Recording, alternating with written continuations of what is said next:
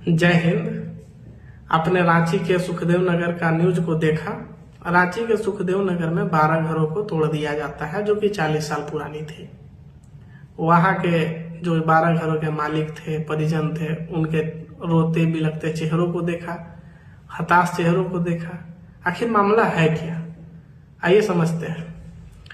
झारखंड में एक अधिनियम जिसे छोटा नागपुर काश्तकारी अधिनियम 1908 या छोटा नागपुर टेनेंसी एक्ट 1908 या CNT एक्ट 1908 के नाम से जाना जाता है, जिसमें धारा 46A एवं 71 के प्रावधानों के तहत यह कार्रवाई किया गया है।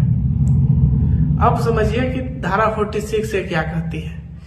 धारा 46A के तहत बताया गया है कि यदि कोई रैयत जो कि अनुसूचित जनजाति का है अपना जमीन को बेचना चाहता है तो सबसे पहले कमिश्नर से परमिशन लेगा और जिस थाना क्षेत्र में रहता है उस थाना क्षेत्र के अनुसूचित जनजाति को ही बेच सकता है। यदि वह ऐसा नहीं करता है तो फिर यह 46 का वायलेशन होगा। समझ गए। अब 71 को समझिए।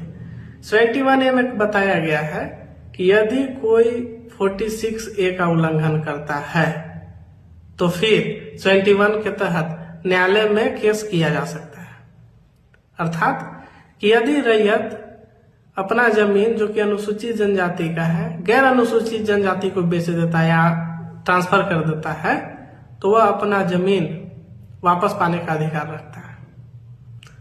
71 के प्रक्रिया का एक ही खराब बात है कि एक बार शुरू हो गया तो उसका अंत है कि गैर अनुसूचित जनजाति से जमीन को वापस पाकर या तो रैयत को दिया जाएगा या उसके वंशज को दिया जाएगा या फिर सरकार अपने हिसाब से उसको सेटल कर देगी। चीजों को समझिए कि 71 का केस दायर कौन कर सकता है, तो जो रैयत है वह दायर कर सकता है या उसके वंशज दायर कर सकते हैं। एक बार प्रक्रिया शुरू हो गया तो फिर आप कहते हैं रैयत जो है वो कहता है या रैयत के वंशज है वो कहता है कि हमको ये जमीन से कोई मतलब नहीं है, हम ये बी व्यक्ति को बेच दिए हैं, अब हमको इस जमीन से कोई मतलब नहीं है। लेकिन सरकार इस पे एक्शन ले लेती है। सरकार इस पे एक्शन इस प्रकार लेती है कि वह ट्रांसफर को, सहमति को या डीड को मानती ही नहीं है। उसका कहना है कि यह एक्ट का वायलेशन है और एक्ट का वायलेशन अर्थात इसका वायलेशन का समाधान किया जाएगा। समाधान में सरकार यह करती है कि उस जमीन को वापस लेती है अपने अधिकार में और उसी गांव के किसी अनुसूचित जनजाति के व्यक्ति को सेटल कर देती है। तो झारखंड में जमीन लेना थोड़ा सा मुश्किल है। आप समझते नहीं है कि आप सोचते हैं कि हम एग्रीमेंट करा लिए, अनुसूचित जनजाति का जमीन तो हमारा हो गया। नहीं है। आप लॉ को जानिए।